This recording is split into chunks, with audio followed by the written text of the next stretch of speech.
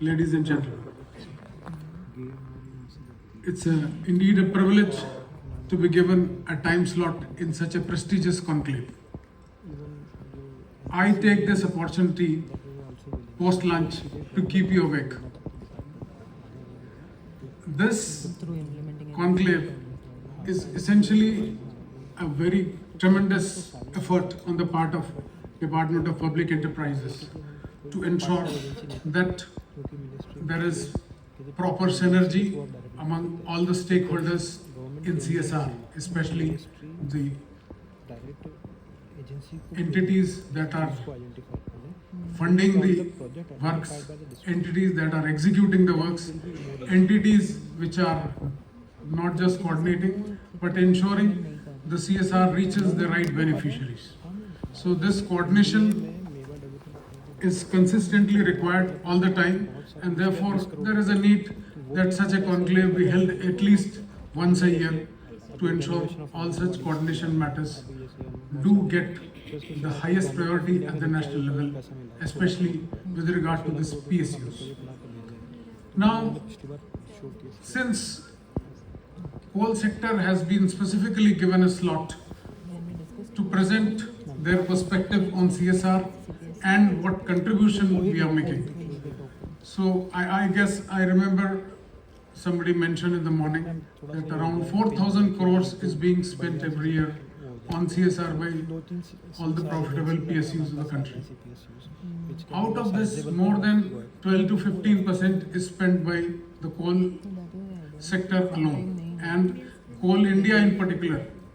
We have done almost around 600 crores of CSR last year, and this year we are likely to exceed more than 700 crores of CSR. This entails several projects in health, nutrition, education, environment, so on and so forth. While we are conscious of the directions by the Government of India through Department of Public Enterprises that we have to focus on aspirational district, at the same time, we make it a point to specifically address the significant needs of all our command districts. When I use this term command district, it means the specific districts where we produce coal. So there are, I think, around 40 odd districts wherein we are producing coal.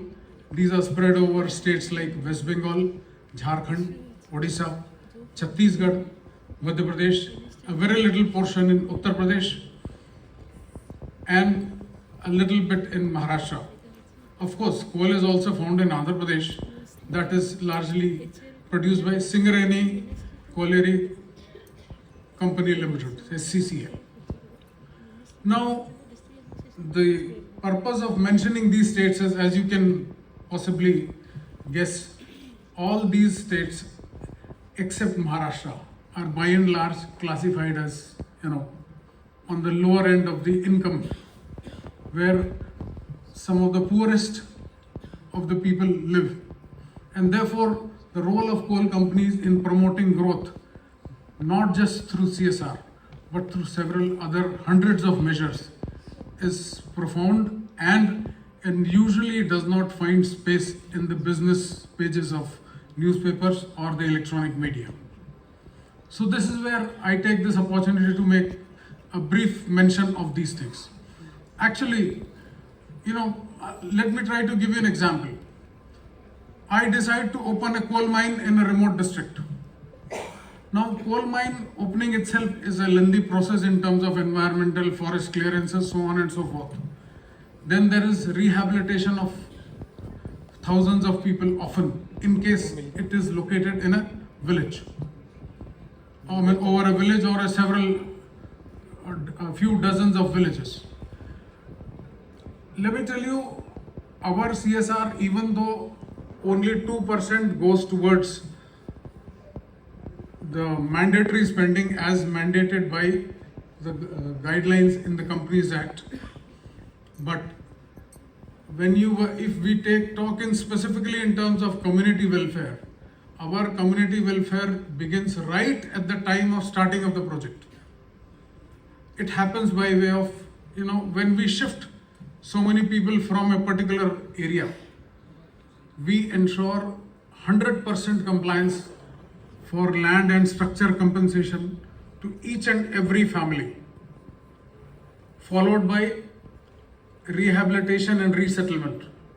Now, resettlement means either we give a plot as per the RFCTLR Act or as per the state government's policy.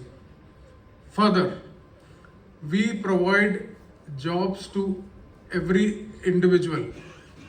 I'll specifically mention about Odisha, where I am currently based.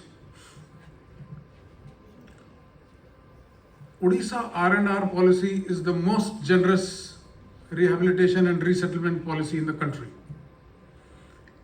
When a complete family is altogether shifted, when entire agricultural land and the homestead land is taken away, each and every adult in the family is provided jobs. And that's precisely what we are doing. Yes. In the last 10 years, in the last 30 years, specifically one of the subsidiaries I mentioned, Mahanadi Coalfields Limited, we have given 17,500 jobs only to land losers. Now, and taking Coal India as a whole, the number would possibly touch anywhere near 70 to 80,000 or closer to 1 lakh.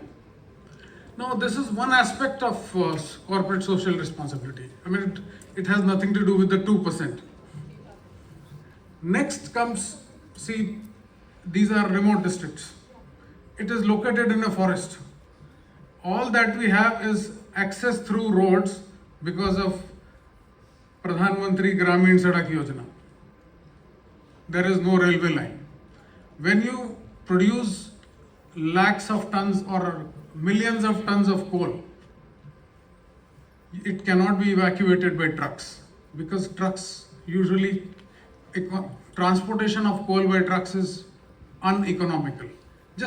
I'll just briefly mention about the development aspect of coal transportation, and then after that I'll pass on the mantle to my esteemed colleague on the stage, Renu Chaturvedi. She'll be talking specifically about the CSR initiatives of Coal India as under that 2%. But before that, I take some more time briefly mentioning how development happens because of coal.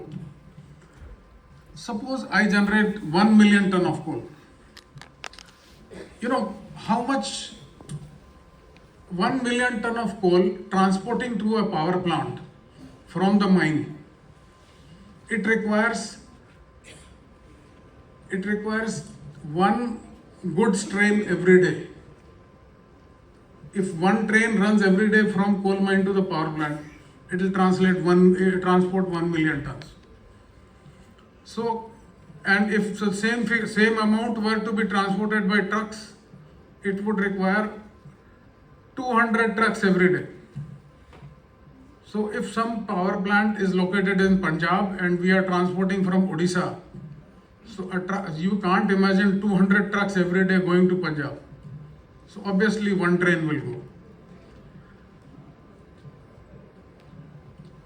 Coal sector, Coal India last year produced around 773 million tons of coal. Now, how much is the quantum of transportation involved? 773 million means every day 773 trains must move for transporting coal. But obviously 100% of the coal doesn't get transported by train. There will be some on what is called as belts, some on trucks. The truck transportation happens locally. So every million ton of coal will generate jobs for a few hundred trucks and truck drivers, and followed by so much economic activity that comes up in the area. Now, because most of the transportation has to be necessarily done by trains, goods trains, rakes as we may call it, Therefore, specifically, Coal India spends money on laying hundreds of kilometers of railway lines in each area. When railway lines are laid, again, thousands of jobs are generated. So these are the different ways in which we bring development to remote corners of the country. And for doing this, every year we spend not less than 20,000 crores specifically on such projects which bring direct benefits to the people. Apart from that, there are hundreds of activities going on in CSR. So now I take this opportunity to thank you all for a patient hearing. I would like to pass on the mantle to Madam Renu Chaturvedi. Thank you.